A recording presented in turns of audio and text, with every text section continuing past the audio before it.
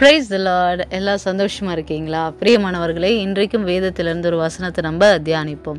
சங்கீத புஸ்தகம் 32ஆம் சங்கீதம் 8வது வசனம் இப்படியாய் சொல்கிறது: நான் உனக்கு போதித்து நீ நடக்க வேண்டிய வழியை உனக்கு காட்டுவேன், உன்மேல் என் கண்ணை வைத்து உனக்கு ஆலோசனை சொல்லுவேன். ஆம் பிரியமானவர்களே, இன்றைக்கும் ஆண்டவராகிய இயேசு கிறிஸ்து நம்ம ஒவ்வொருவரையும் பார்த்து, என் மகனே, என் மகளே, உனக்கு எந்த காரியத்தில் ஆலோசனை தேவை இருக்கோ அந்த காரியத்தில் நான் என் கண்ணை வைத்து உனக்கு ஆலோசனை சொல்லுவேன் என்று சொல்கிறார்.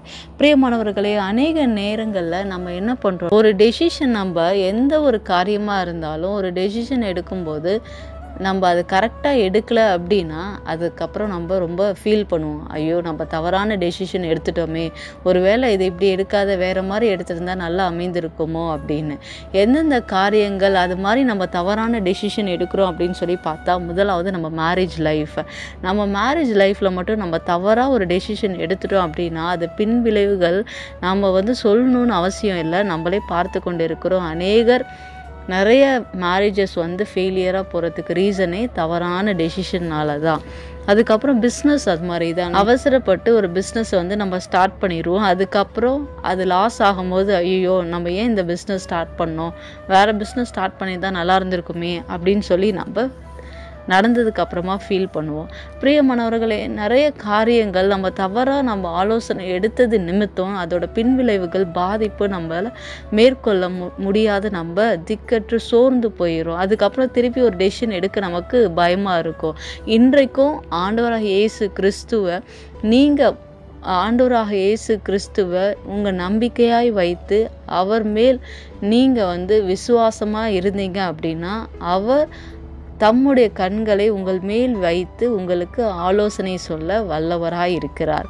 நீங்கள் செய்ய வேண்டியது ஒரே ஒரு காரியம்தான். ஆண்டவரே, இந்த பிஸ்னஸ் நான் ஸ்டார்ட் பண்ண போகிறப்பா, இந்த ஹையர் ஸ்டடீஸ் நான் அப்ளை பண்ண போகிறப்பா, நீங்கள் எனக்கு ஆலோசனை கர்த்தராக இருந்து கரெக்டான வழியில் என்ன நடத்துங்க அப்படின்னு நீங்கள் கேட்கும்போது ஆண்டவர் நிச்சயமாய் உங்களுக்கு ஆலோசனை கர்த்தராக இருந்து காரியத்தை வாய்க்க செய்வார். அதனால் எதை குறித்து நீங்கள் கவலைப்படாதீங்க.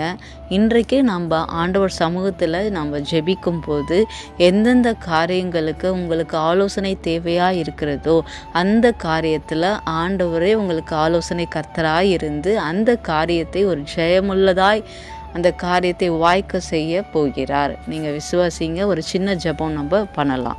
அன்பின் ஆண்டவரே, தகப்பனே, இன்றைக்கும் இந்த யூடியூப் சேனல் மூலமாய் இணைந்து ஜெபிக்கிற ஒவ்வொரு அன்பு சகோதர சகோதரிகளையும் உடைய கருத்தில் ஒப்பு கொடுக்குற ராஜா. ஆண்டவரே அப்பா, நிறைய வேலையில் தகப்பனே அப்பா ப்ராப்பராக ஒரு டெசிஷன் எடுக்க முடியாத தவறியது உண்டு ஆண்டவரே.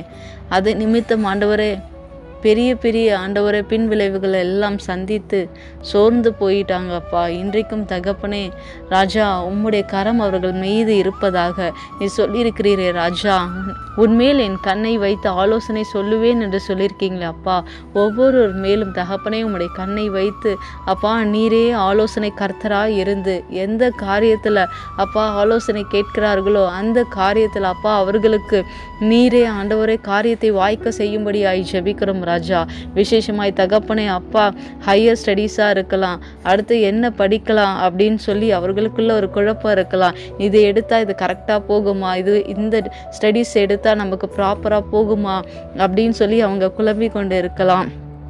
அநேக நபரிடம் போய் அவங்க கேட்டுக்கொண்டு இருக்கலாம். ஆனால் என் தேவன் நீர்தான் ஆண்டவரே அப்பா, எங்களுடைய ப்ரெசன்ட், பாஸ்ட், ஃப்யூச்சர் எல்லாவற்றையும் அறிந்த தேவன் நீங்கள் தான் ஆண்டவரே அப்பா. நீங்கள் எங்களை வழி நடத்துங்க ஆண்டவரே அப்பா. ஒருவேளை அப்பா மேரேஜ்க்காக கூட ஜெபித்து கொண்டு இருக்கலாம். மேரேஜில் இந்த அலைன்ஸ் செட் ஆகுமா, இல்லை வேறு அலைன்ஸ் பார்க்கலாமா, எதுவுமே புரியலையே அப்படின்னு சொல்லி ஒரு வேளை கலங்கி இருக்கலாம் அப்பா. என் தேவனே, அந்த மேரேஜ் அப்பா ஆண்டவரே அப்பா நீங்கள் கரெக்டான டெசிஷன் நாங்கள் எடுக்க எங்களுக்கு நீங்கள் கிருபை பாராட்டும்படியாய் ஜெபிக்கிறோம் அப்பா.